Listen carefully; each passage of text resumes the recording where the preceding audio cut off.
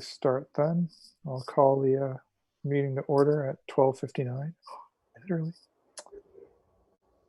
Let's see, first item on the agenda is to approve the minutes. Everybody get a chance to look those over? Anybody have comments on the minutes? No, they look good. All right. So Matt, I'll see how far behind I am on minutes. I'll submit those to you after the meeting. Sounds good. Next item is Public Works update. So put on your Public Works hat, Matt. Yeah, I know. I was thinking before the meeting started, I should have hats made and like put one on for each role. Today's big news is we're all prepping for Snowmageddon tomorrow.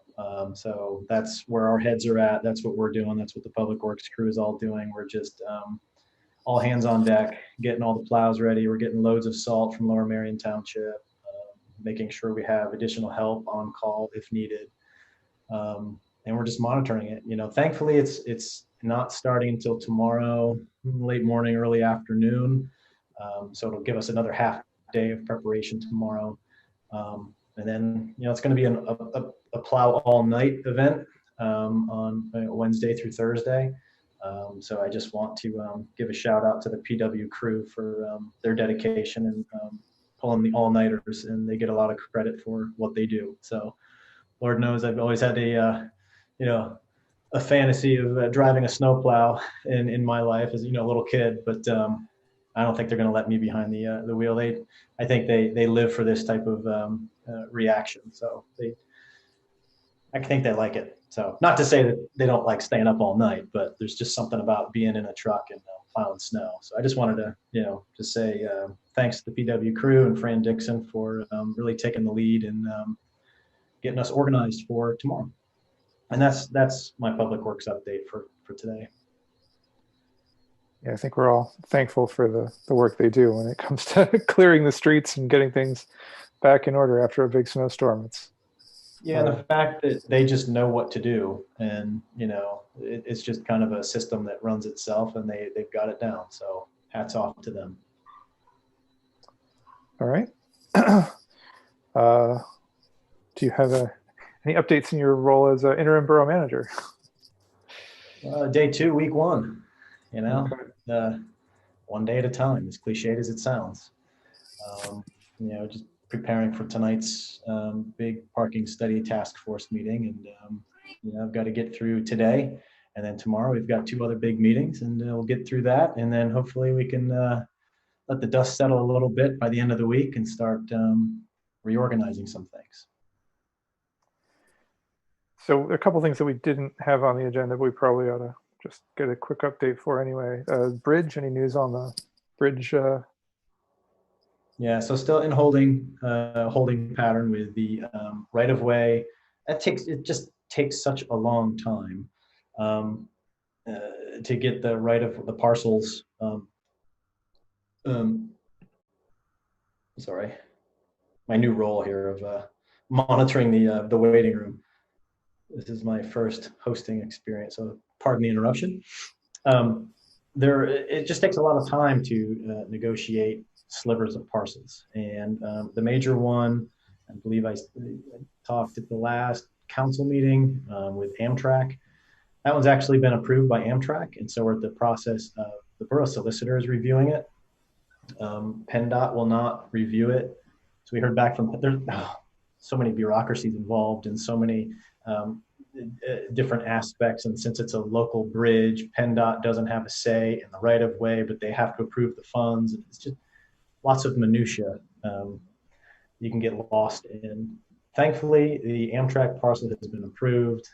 PennDOT will not review it, and it's up to the borough to review it. And so the borough solicitor is reviewing the right-of-way agreement with Amtrak currently, and we are slowly making our way toward submitting those parcels that we have approved. They're being submitted to the county, and we are slowly working our way towards final submission to PennDOT for their final review, at which time it's going to seem like hurry up and wait. I think I said this at a previous meeting that there's going to be probably about a year's worth of work, I would say, conservatively, that won't look like we're actually fixing the bridge, because that has to do with utilities. There are a lot of utilities on the bridge, and all of those utilities have to be relocated before we can even demo. There's a gas line on the bridge, there are electric lines, and there are telecommunication lines, so everything, and SEPTA electric. So you've got every major organization, every major bureaucracy involved in this one small project, which is why it just takes so long, so many different people to review the different plans, and so many steps. We continue to have monthly meetings with our project manager. It is still on track. We're still looking, pun intended. We are looking for hopefully a let date of 2021, sometime in 2021. And that let date means we will then proceed with the utilities relocation. So it'll look a lot similar to what it looks like now. There'll just be utility workers up there relocating prior to demo.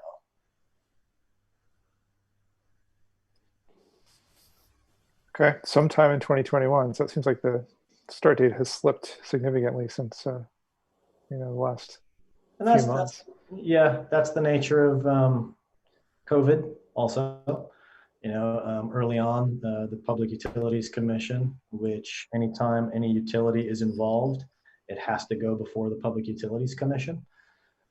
They just shut down. And so it was just recently where they've, we had that experience with the street light program also. Public Utilities Commission shut down.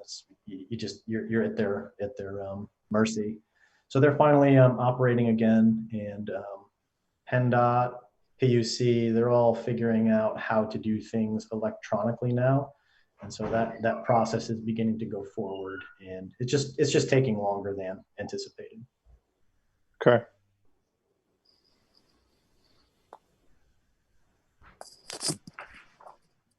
I think everybody in the borough is concerned about that bridge, so we'll keep talking about it, and let us know if there's anything council needs to do to support you in the that's the one thing that process here. Yeah, thanks for all that information. That was really comprehensive. I feel like I have a good view into it. Thank you. We also, unless Rob, you have any questions or comments? We also had just an email about the Hanson Court lights, which I think we'd folded that into the greater lights project. Is that right? I'm double checking with our project manager on that today. It's just been so long since I've looked at those lights, the light inventory. Also, I can't remember if the Hanson Court lights were borough owned or if they were privately owned. And I'm going to verify with our project manager on that. If they are borough owned, yes, they will be incorporated in it. If not, they weren't included in that project. So we'll need to, I was thinking about this today. We'll need to then have I don't know who owns those lights. I don't know whose name they fall under if they're not borough owned. So if they're not borough owned, we have to figure out who the owner is. And then that owner then has to transfer those to the borough. And so then that's a legal process and a purchase process that we have to go through before we can then replace those lights. I should have more guidance, hopefully in a week or two with our project consultant on that. Yeah, my understanding was that it was owned by the neighborhood group or the developers, somebody involved with the project, installed it and it's owned by them. And then the residents were paying the bills until now, and then they stopped. Yeah, I'm not sure why. I'm not sure. And that's what I need clarity on also, if they're talking about all the lights in Hanson Court or just the two entry lights. The two entry lights, that's a whole different issue than all of the lights inside of Hanson Court. Those two columns that are at the edge, at the end of Hanson Court next to Montgomery Ave, those are the ones that we discussed. And those were the ones that were always in question that Mr. Lyons had brought to our attention. And those columns, we have no record of who built them and how and why. They're actually in the right of way. And so if they do want to transfer ownership of them to the borough would be within their rights to remove those columns as well. Wait, so there's a question of the ownership of the lights within Hanson Court then? Yeah. Okay. Oh, I didn't even know that. I mean, I assume the columns being within the right of way, it's probably not even technically necessary to get a transfer of ownership, but I did not know there was an ownership issue within Hanson Court. This is a different problem. I thought that the requests we had were all about those front two lights, the two on Montgomery. I hadn't. Yeah. I didn't. Yeah, I didn't understand it to be any concerns about the interior lights. And this is my comprehensive approach to things. And, I just want to make sure that, if Hanson Court, I don't want it to creep into other lights in Hanson Court. I need to know, is the Hanson, are the Hanson Court lights, all of them in there, borough owned and operated, or are they privately owned and operated? And then you've got to separate those lights from the entryway lights. They're interconnected, maybe perhaps literally. I just don't know those answers yet. And that's what I'm going to be looking for guidance in the next couple of days, and hopefully have a plan of action shortly. I don't want that laying out there much longer. Just need to take care of it. Okay. Well, I mean, I realize there's a lot going on right now. I just wanted to get an update since we had a request from the person who brought it to our attention in the first place. Yep. Okay. Thanks, Matt. So moving on to the information items on the agenda. Wheels on Windsor, so the pop-up bike lane. We've already talked about that off and on, I think. It ran from November 20th to 30th. So yeah, Michelle, you were there. Matt was there. Rob, I'm sure you got a chance to see it at some point. Yeah, I got to ride and comment. Yeah. Great. So we don't yet have the ridership data. So the DVRPC put in some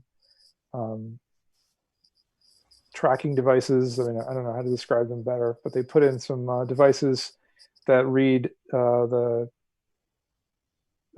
bicycle flow before we put it in, and bicycle flow while we had it in, and probably bicycle flow afterwards, because they were still there a few days afterwards.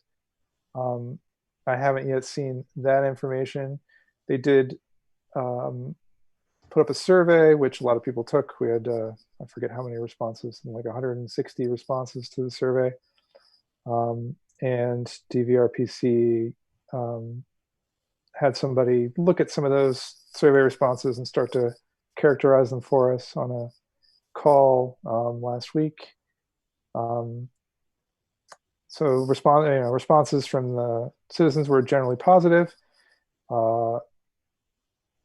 more than 2-to-1 positive, I would say. And then depending on how you slice things up, we had if we're looking at non-anonymous responses. So there were some concerns about sort of data integrity if we allowed people to respond anonymously. And we ended up doing that.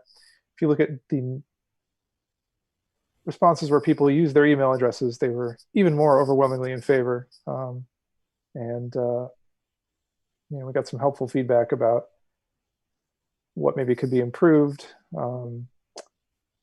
lot of people suggested some other spots for future projects, like North Narbirth Ave, Haverford, North Wynwood.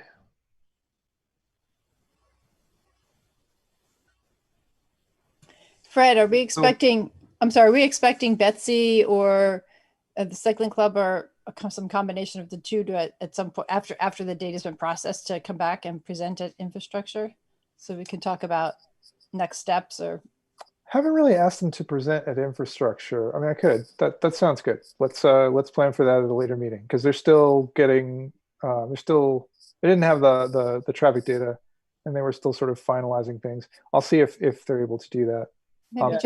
If Betsy doesn't want to do it, I'm sure that the cycling club could take the lead there. Yeah, and I'm curious to see what the post-deployment documentation will look like. Kind of the summary. And I think I'm anxious to see that, and then hopefully they can present that summary. Yeah. So like I said, I think it's so far from what we see, it seems to have been a positive response. Although there are significant people concerned about it as well. There were some concerns about cost, and I want to reassure everyone that thanks to the support of the DVRPC and the cycling club, this was done at fairly low cost to the borough, although there were a lot of borough hours that went into planning and meetings and installing things. So materials cost was fairly low. The effort was significant. So we'll definitely keep that in mind if we do a project like this again in the future. And I don't think there were any serious safety problems. I mean, there were some safety concerns, but as far as I know, there were no accidents. There were no. I mean, some of the hay bales took some hits, but I think everybody who was involved, who was riding on the cars and pedestrians who were and bicyclists, of course, who were using the lanes, there were no incidents, except for somebody who got clipped by one of the temporary signs. So be on the lookout for that as well going forward. So anyway, I think well done on the project. Thanks, and let's get. Once we have more data on it, we can talk about next steps and maybe a project for the spring when we have better weather, and full borough institutional capacity to plan and implement it. Any other questions about it? I mean, I've been involved in all the calls and I've looked at the survey data, so I've got a pretty good sense of what's going on.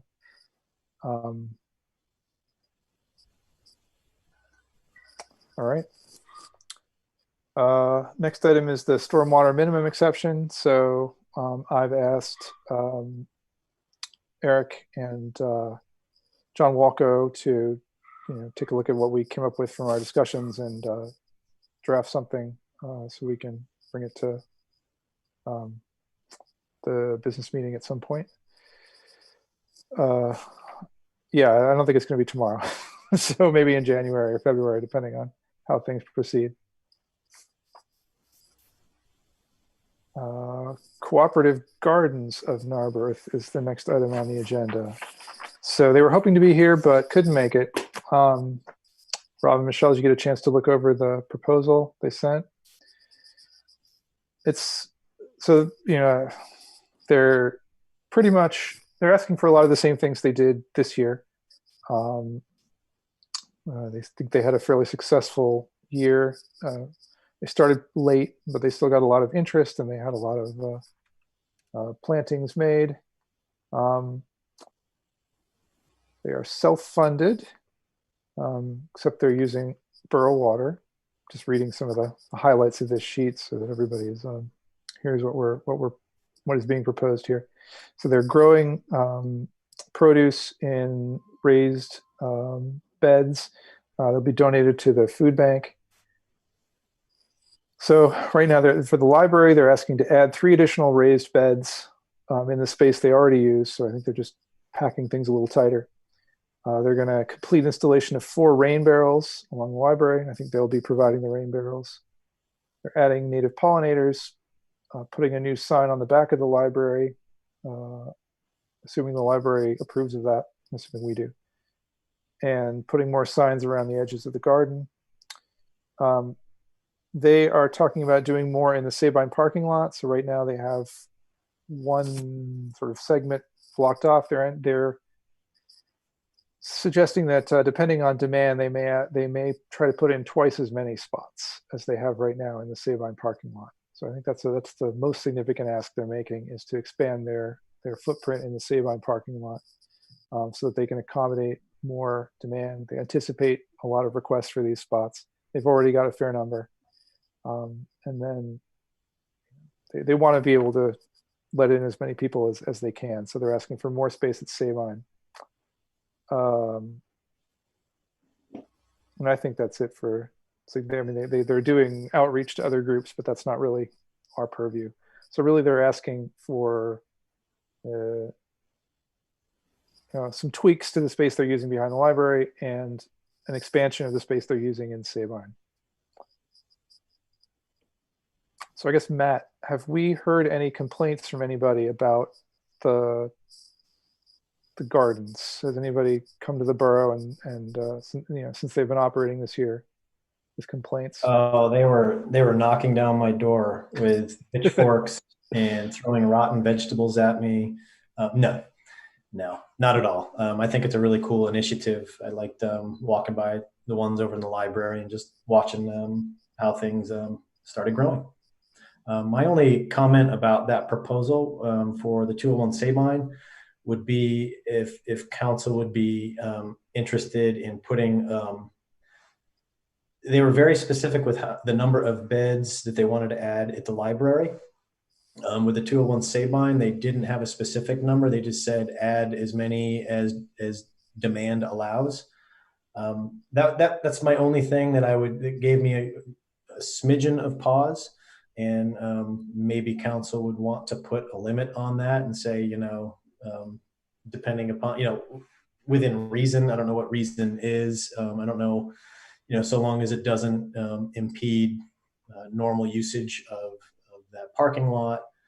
That was the only, and it's a minor issue. It's not a deal breaker at all.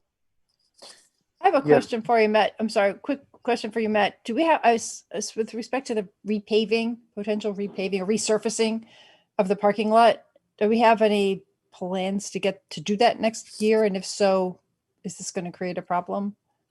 I am not familiar with any plans to repave that as of yet. I've not heard any. I mean, I thought we'd budgeted for it for next year, but I could be totally not remembering the CIP. So if we don't think that's likely to go forward next year, that's the only thing I thought with respect to keeping them in place. But okay. I believe it is in the CIP. The level of detail of have we actually bid it, and are there actual plans? No. And because if it's in the CIP doesn't necessarily mean it has to be done. Council can always say I'd rather it not be done this year, and let's push that back to next year. The council does have that ability to manage the CIP also. You're not pushing for it. I suppose that's something that when we bring this to council February, should probably address that issue. So we have some clarity for ourselves and also for Matt as to whether we can bracket that for a future time. So I talked to Sean about that at one point, and basically it's on hold because council put it on hold. I think council, told Sean to hold off, and so it's being held. There's no timeline on doing it because he's waiting. He was waiting, and now Matt's going to be waiting for council to actually say go. So right. I would just fill in. We have been progressing with going ahead with paving the parking lot. Sean told me to hold because council had directed him to hold. So that's where we ended up with it this past in 2020. Okay. Thanks, Eric. Does that answer your question, Michelle? I mean, obviously we need to make a decision at some point about it. I'm good. Okay. And I did, Matt, I had that same concern that you did on seeing, let's take, we want to expand and Sabine. So I asked Holly about it, Holly Bonfair, and she said, our hope right now, based on the community response we received to date, would be to add around 8 to 10 new beds, essentially another row in front of the black plastic beds that are there. So that's what they're currently envisioning. And I think that, I agree. I think it'd be appropriate to say, okay, here's the limit of what we think would work. Do we have any idea of whether that's going to impact? I know the original we talked about how it would impact parking for Wonder Spring or the tenants in 201 Sabine. I'm assuming that taking up a few more parking spaces is not going to materially affect parking in that lot. Yeah, anytime I've been up there looking at the parking situation at 201 Sabine and where the gardens are, it's back in the back of the parking lot where there doesn't tend to be many used parking spaces for the day-to-day activities. There's some long-term vehicles back there that need to be moved, but I quite frankly, I'd rather see it being covered with vegetation than that's Matt West talking, not an official borough policy, but I think where they're going, I think that area, I think we've got room to grow. I guess that's what I'm trying to say. Okay. And okay. Yeah, and they're all removable, right? I mean, you can take them out, so it's kind of a low risk. Well, they're not easy to take out with all that dirt, but you can do it. It's because they're doing everything manually with shovels. It's ridiculous, laborious. But I think my sense is that's probably not a problem. I mean, I think the parking study found very low usage for that parking lot. Obviously, this year is not a representative, I mean, this year was a particularly easy time to put beds in the parking lot. It wasn't a busy year for the childcare. Maybe we should, maybe it would be a good idea if we're going to expand the usage anymore to just have a conversation with Wonder Spring, just to make sure they don't anticipate any conflict before doing it. Does that seem reasonable? Yeah, I mean, I'm sorry, Fred. no, yeah, that's my main concern. I mean, they're the big user. I mean, I don't think Skate the Foundry is going to have an issue with more beds in the way. So really, is this going to cause problems for Wonder Spring? Yeah, and I would encourage council to rely on 201 Sabine Property Manager. That is really the core function of that role. Andy Rubin needs to be the one who we ask these questions about, because he has his finger on the pulse of all of the tenants, and I would rely on his expertise for that. That makes sense. So after council's had this discussion, then maybe Matt, you could circle back with Andy and have him do that. You're right. That's what we pay him for. So should we do that before bringing it to full council? I mean, we could bring this to council tomorrow, or we could wait to hear from Andy Rubin and bring it in January. Thoughts? I mean, they're planning to plan in March, so I think it would be good if we could get this out of the way, maybe by the January meeting. Otherwise, anybody have all right? Let's just let's make sure they talk to the library. They have something here that they want to get the library's sign off on.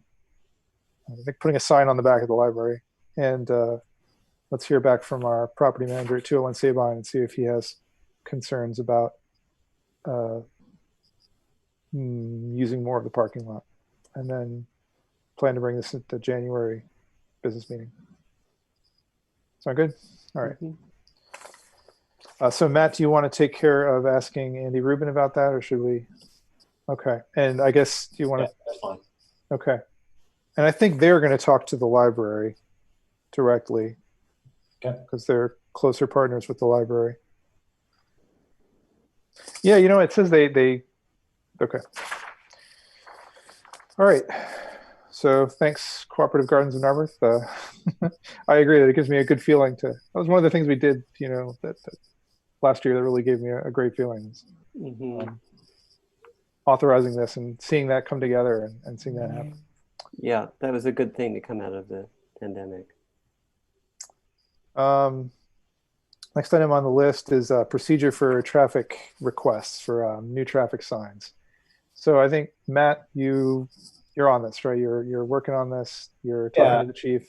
It's something that I want to be a recurring theme on the agenda until we have a policy in place. Fred, you and I talked about that last week when we were developing this agenda. I just want to keep it in the forefront. I don't have anything to add to it at this time. It's just I haven't had any chance to work on this the past couple, since last week. It is something that I want done quickly in the new year. So we're looking at beginning of 2021. I need to work with the chief and traffic engineer and just talk about a process and define that process.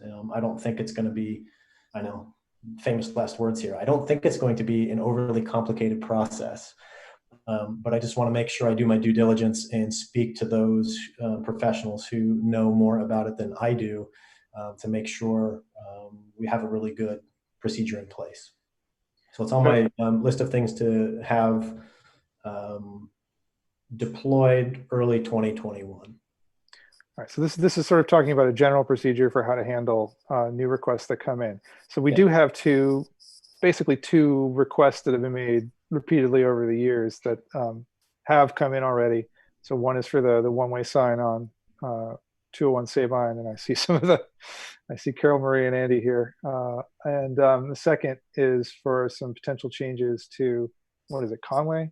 So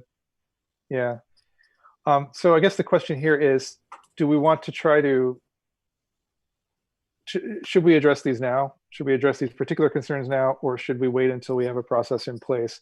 I mean, the issue is we have, so we're at limited borough capacity right now. Matt is holding a number of roles within the borough. And is this are these essential projects that we need to do now, or can they wait until we have another procedure in place? I guess I'd like to hear what the committee has to say about this.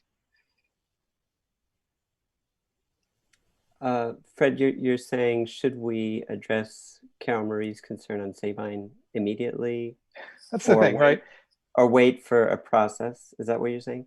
Wait for a process, wait for us to have more staff in place. I mean, right now, you know, we're kind of triaging our projects, right? We're working on the bridge, we're working on the you know, the streets that are being repaired, we're clearing the snow. You know, we don't have a lot of capacity to tackle a lot of sort of projects that we'd like to. So is this are these projects that should wait until the spring, until we have like an official procedure in place, an official way to go about this, or just do them now? I would leave that up to Matt. So the genesis of this was... I will take public comment after we've discussed. There'll be public comment later. Thanks, Andy. The genesis of this was that Fred and I had a conversation last week when we were talking about the agenda. And, you know, I said, you know, council has the ability to assign the traffic engineer special projects. If council thinks that it rises to an immediate need, they have that ability. I am a more process-oriented person. I like to have an established process, because once the toothpaste is out of the tubes, you know, Sean Metrics got me talking in metaphors. Once the toothpaste is out of the tube, it's difficult to go back to that. And so if we set a precedent by doing the whack-a-mole response of someone coming in repeatedly, and then we assign the traffic engineer to go and investigate, then that's just setting a precedent for other folks to go and do the same thing. Whereas if we establish a really well-defined process, you know, it becomes a more of a procedure of how do we get the borough engineer to take a look at things. I don't have, this is council's decision. If council believes that this is truly an issue that needs immediate attention, they have that ability to assign the traffic engineer to look at the signage on the 200 block of Sabine Avenue and develop a plan accordingly.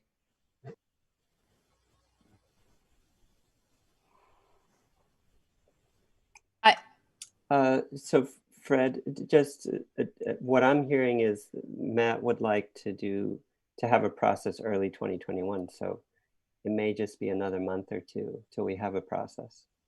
Yeah, I mean, in the interest of, again, it's always my bugaboo, sort of equitable treatment. I mean, that's why I like having processes in place. And with you on that, Matt, I think that then it leads to a situation where somebody doesn't feel like, well, you know, I'm kind of a person who doesn't like to make a lot of noise. And, you know, I kind of this isn't the way we do it. And I walked away, and I didn't you know, and then I didn't know. Then later there was a form, or somebody else got a different kind of treatment than I did. So I'd like to develop a process so everybody kind of goes through the same steps of review. That we collect information in the same way, we give a response in the same way, so people, you know, to the extent possible, those kinds of repeat requests that take resources, I feel like it just leads to more fair outcomes and better feelings in the long run if we have a way that we review them. Mm-hmm. I would also support a process because it protects our dollars in terms of, you know, spending on the traffic engineer on a kind of one block survey, you know, as opposed to a more systematic approach. Yeah, you know, I just wanted to you know, provide another option that it does exist, that, you know, council can do that if they so choose. But from what I'm hearing is that council's wishes is to develop that process, and I'm comfortable in saying that early 2021 that process could be in place. Okay. All right. Well, it sounds like that's the will of the committee, that we will set up a system so that everybody with such a request will be able to get it addressed in a timely fashion, so that nobody will have to wait ages and ages and ages to get a response. So I think that's. I want to thank people for bringing this to our attention, that we have a flaw, that we don't have a system here, and we're working on it. Okay. Next item is 201 Sabine. So Matt, tell me what's new here. The 201 Sabine planning. I don't have anything to report on that one. We have all of the borough's information and the survey up on the website, right? Yep. Thank you. Yeah, and there's a thank you. Yes, I do have something.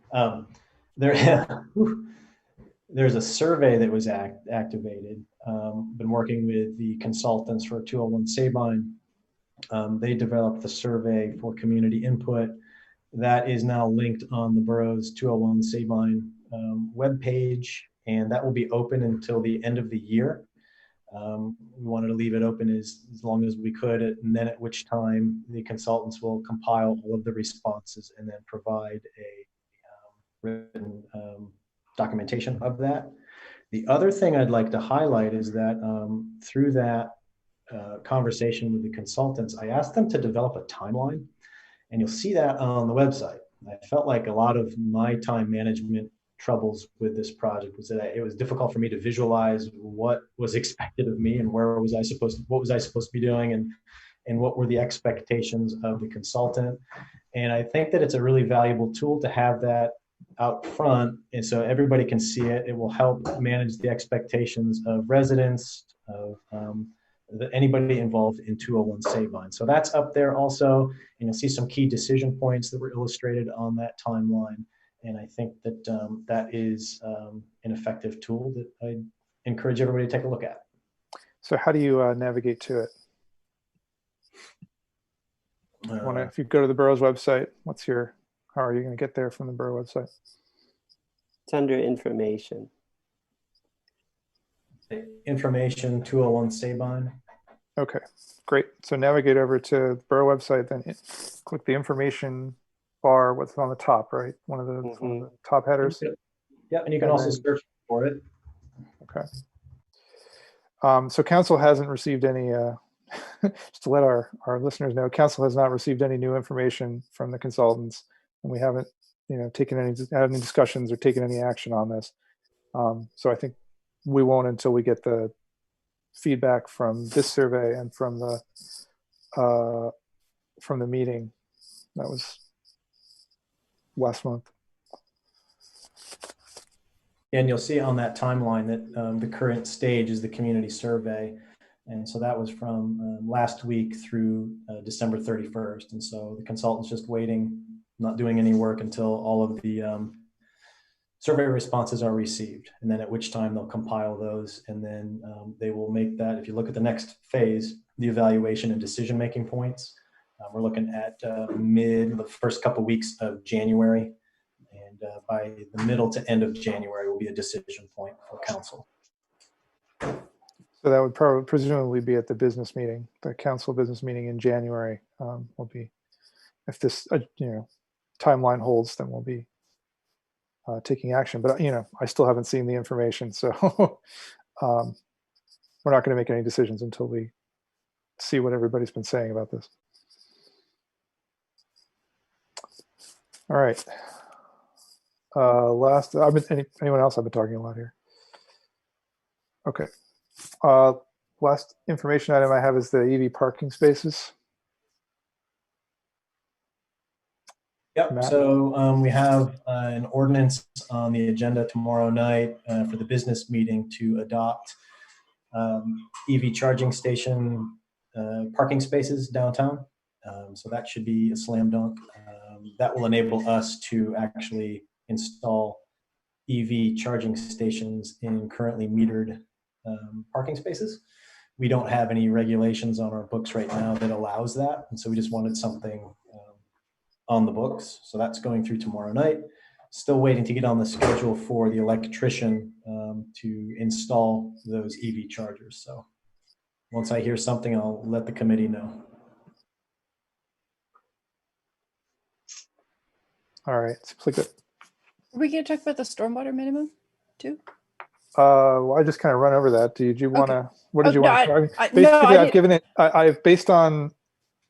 I have given sort of our consensus to Eric and to John Walco to draft something, but it's not ready yet. So probably next month we'll bring it to the business meeting. Well, maybe next month. I don't know. Whenever it's ready, we'll bring it in. But that's the status of the stormwater. So it seems like everybody on council was fine with what we come up with. Yeah, that's fine. Maybe you said that and I was taking notes on something else and missed it. I apologize. We put back quickly. I thought maybe we skipped it. Nope. If I there missed wasn't really it, a lot to say. all right, good. We're done. Thanks. Okay. Eric, while we have you here, do you have anything to report on or something to?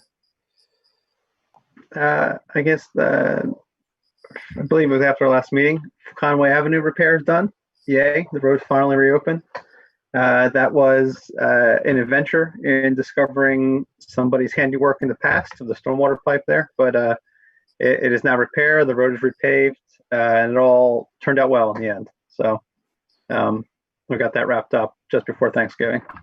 And you're lining things up to do the Haverford Avenue repair? We are. I was actually just talking to Matt a little bit about this morning. We have the basic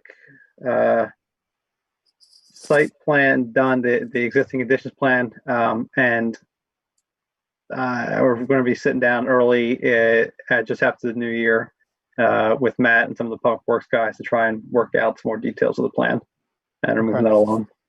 And then the PRP, it's come back from the state. You've sent it back to them with like edits, and then we did. So it was a few minor clarifications.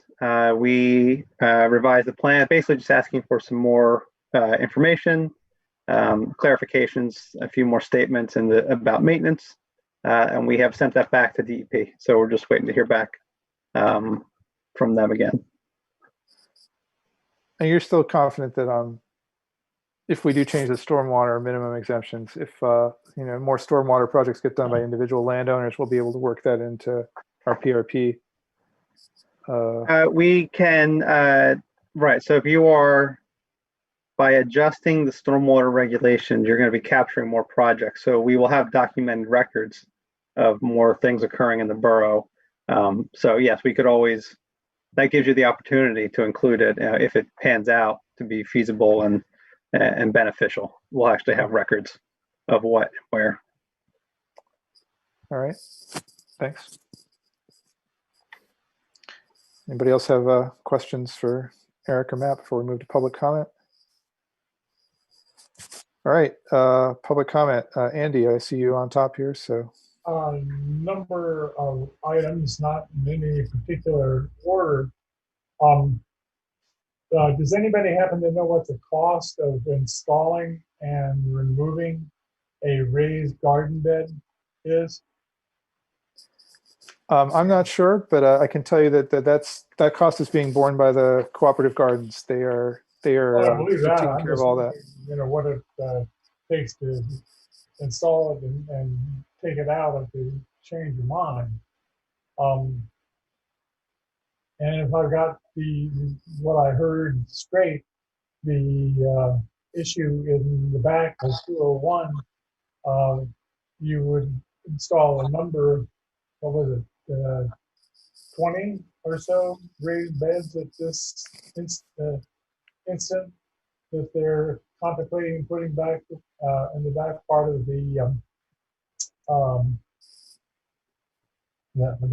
the parking lot there. Yeah, as I understand it, they currently have about 10 beds, and they're thinking they might want to add another up to 10 more. So. And that doesn't interface at all with the either stormwater or the repaving of the parking lot. Yeah, I mean, we wouldn't be able to repave the parking lot while it's while it's covered with beds. So we'll have to think about that. I don't think it has any stormwater implications. I mean, the parking lot's already impervious surface, so that's about as bad as you can get. I don't think that replacing it. I think it would only be an improvement if you added something that absorbed the water. Well, depending on the cost of the remainder of the property, but that's a sophisticated engineering problem, so I'll leave that one be. Switching to a different issue, and that is the issue of stop signs, both down on downtown at that project and at the 201 Sabine. I remember fights about street signs, and remember the process of acquiring permission to get to install a street line was quite a bit, quite time consuming and required engineering. And I'm just wondering if the borough has any list or can acquire a list of the stop signs that are approved. I'm assuming the PennDOT may have a list, and if a requirement list is required, or requirements are required, there must be records that indicate whether something has been approved or gone through the process that is assumed method that you want to survey something like that. And last but not least, if we don't know the number and location where the street or stop signs are, one-way signs in particular, then it would probably be a good idea, a liability question to figure out exactly where you are on that issue relatively quickly. And I'll leave you with one, and that is the whole issue of the parking lights. I believe we had a kerosene lantern hanging on our phone pole for years when I first moved here, and it was probably about as good as it is now. But if you're going to tear up the electrical system, which I think all of us have to do, I would get together with someone that knows about EV charging stations, but you're going to be running a lot of wiring, and that is a chance perhaps to kill two birds with one stone and put in wiring enough that is sufficient to account for some future charging station parking. And that's all I've got. Yeah, sorry. Go ahead, Matt. Yeah, good points. The question about signs and what were warranted. I have no way of knowing. We have never found any record of that procedure. I think that's really the root of why we want this procedure. And I want to lean on our traffic engineer mostly because he knows the ins and outs of how a sign comes to life. And he might be able to guide us in whether I'm sure it would cost. I'd call somebody on the phone at PennDOT and say, you got a list. I mean, that's yep. Having worked in that in a former life, it's not that simple to get a straight answer. The other thing about the location of signs, we do have a really good sign inventory in geographic information systems, but what that doesn't tell us is where the signs should be. They just tell us where the signs are currently. Oh, I understand that the traffic engineer will help guide us as to where should those signs be. And just putting a sign up isn't necessarily the remedy for a potential issue. Oh, I don't think that is either. I think there are signs in this town that are actually illegal. The third issue about the EV charging stations, the electrician that was hired was actually recommended by the EV charging station company as having installed these types of stations. All right, thanks, thanks, Matt. Thanks, Andy. All right, Carol Marie, see you. Matt, I want to thank you for noticing that I needed to switch devices. I have a new computer and it didn't have a microphone that's working, so I had to go on my phone. So I thank you for being for watching on that one. My first comment, I have a question about the bike lane. I would like to know, do you have a use ratio of cars to bikes on Windsor in that stretch? Not at the moment, but they were taking data. I'm not sure if that, we'll probably get it over the next week or two.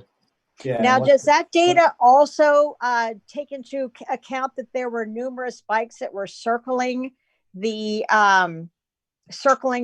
block to up the numbers? So we noticed that. Traffic counting is good, but it's not that good. Okay. it is I mean, it is a pneumatic tube laying across a road, so it's not that intelligent to know that it's a repeat bicycle. Yes, but So that is I something think to know.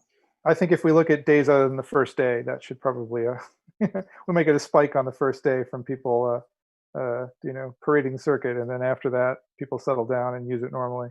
That's what I'm All hoping right. to see. And what is happening with the road markings? Can you be more specific? With the bike road markings, because it's very confusing. I've seen cars trying to turn left to go up Narbirth Avenue, but they're avoiding the bike because it looks like there still is a bike lane. Are those markings going to be removed? Yeah, I'm not sure how we're going to go about doing that.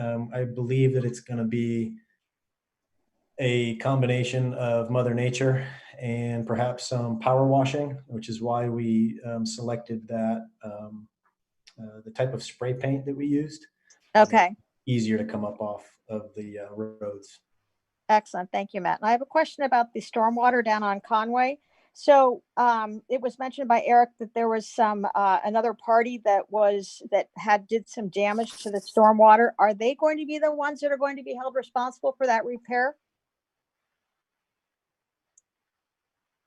So I was making reference to there was no particular party that made damage to the pipe. It was just as we excavated the pipe, we discovered that it had been installed, a long time ago, in a fashion that we would not currently have installed stormwater, and just required us to address it at this point. But it was no damage caused by an individual to the storm sewer system. Well, that's good to know. Was anything else discovered on other stormwater pipes? Is that a concern that the same procedure for putting in pipes is throughout the borough and there could be other problems because of that? Is there a way to look at the piping throughout the borough to find out where anticipated breakage would be? There is plans in the pipeline right now. I'll be working with Matt more in the new year. I'm going to be undertaking a process of inspecting the rest of the storm sewer system in the borough in the near future. To know. Now, I also have a question about the procedure you're going to use on signage, which it does sound good to have a procedure, but our particular issue on Conway has been going on for over 7 years, and I would like to be number one on that list. And Chief Gallagher put a police car facing the wrong way and to deter traffic from cutting through, except that's not the problem. The problem is that people miss the first set of signs and they don't know. For an hour and a half, I was outside on Sunday, and there were 5 cars in that 1 hour and a half that had gone to the park or ended up at the playground and had no clue. And each one that we talked to, we were out, a couple neighbors were out and we were chatting with people, had no clue. One person told me to have a nice day in such a pleasant way, but I offered my driveway for people to turn around. Half of them said that in my hour and a half, it really, really is a problem up there. Now, when you open and when you get PennDOT involved, how does that pan out? I'm not in a position to answer that at this time. That's going to be a conversation that I would defer to the traffic engineer. That's the mechanism that the borough will use to coordinate with PennDOT. It's not going to be, that's the specialty of our traffic engineer, for us to rely on him or her to get that information and develop that relationship directly with traffic in the traffic division at PennDOT. Now, when you refer to a traffic engineer, do we have a traffic engineer? We do. Yes, we do. Okay. And can they just sign off on something and say, yes, that really is a need? Can we discuss this with the traffic engineer? I feel like the comments we've had on our one-way sign have absolutely fallen on deaf ears. And I think you're speaking to the root of this procedural aspect of it. This is a procedure that we can be responsive to residents. And Carol Marie, your issue is the one that does come to my mind when I think about developing this procedure. It's like I'm frustrated along with you that we feel stuck because we don't have a way to move this thing forward. So this is truly my response to get this as a solution for you. Okay. Go yeah, ahead, so- Fred. I don't have so any Carol videos, Marie, so go okay. ahead. So maybe we'll have the traffic engineer, but basically traffic engineer time is expensive, so we want to make sure that we're using it properly and appropriately. And we also want to make sure that everybody, citizens who have legitimate concerns are addressed. So those are the two things we're weighing, when we're doing this. We're setting this up so that, other people in the borough who are having similar problems can get together with their neighbors, can say, okay, we have a problem, we'll bring it to the borough and have it addressed. So, Do you want a petition? Do you want the neighbors on this block to say, yes, we have a problem on this block? Not at this time. I think that, as soon as we have the procedure in place, I'm sure you'll be the first to, to get to it. So right now we're just going to set up this procedure. It should be early 2021, and then y'all will submit your issue. Essentially, you bring it to us, and then it'll go through that procedure once we have it in place. Because we don't want to have this dragging out for another 6 months. We would really like to get this problem taken I don't want care to either. All right. I understand, and I think you have a legitimate concern, but we're just going to wait until we have a procedure in place to deal with it. All right, but in the meantime, you guys have ignored it and you've been kicking it down the road. I also have a question about the basketball lights. Since the basketball courts are not being used, why are the lights on at night?